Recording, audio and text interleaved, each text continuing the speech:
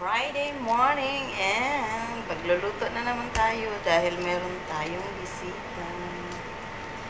Friday ngayon.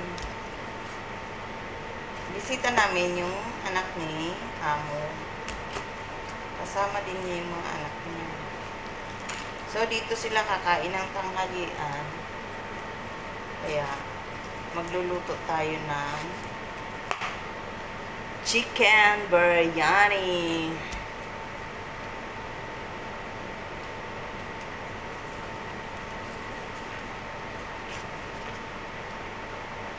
Tapos, magluluto din ako ng pagkain para sa amin mga Pinay. Kasi yung anak ni Sir may dalang dalawang kadama. Dalawang Pinay. So, dito din sila kakain ng tanghalian. Balilim. Gising na.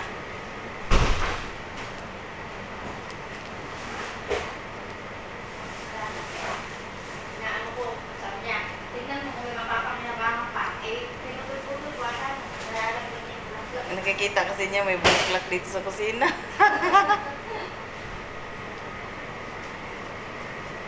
So, ano ba yun? 5 kami lahat kasi 3 kami rito sa bahay. Tapos, yung dala is 2. Yung isang anak ni Sir, hindi makakapunta kasi siguro nagbakasyon na. Wala na kasing pasok dito. Bakasyon na. Kaya, yung isang anak, hindi makakasama. May dala sana yung isang kadama din. Masaya dito pag Friday kasi kita-kits mga kadama. Kita-kits mga Pinay. Masaya talaga pagka ano. Kahit minsan lang. No? Yung pagkain nila, biryani. Tas gagawa din ako ng tawag mo, chicken Kentucky para sa anak, sa bata, para sa apo ni Sir. Tapos yung sa amin, simple lang sa amin, fried chicken.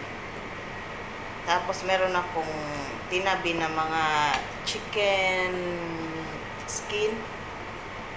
Tsaka nagtabiran ako, iniwalay ko yung mga chicken para ipiprito parang kastubugan.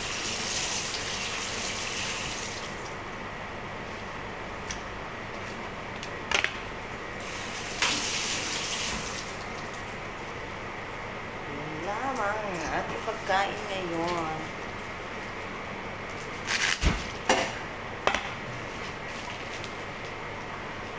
Tapos gagawa tayo ng salata.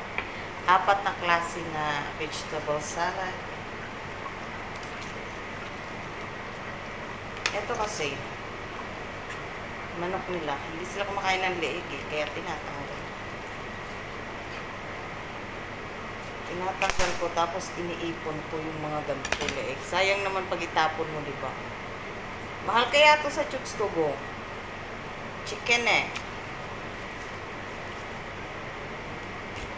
Ito. Tinimplahan ko na yung ano ko. Taday! Chicken neck. Tinimplahan ko na siya. Para ipiprito ko na lang siya. Ayan. This one. For chicken biryani.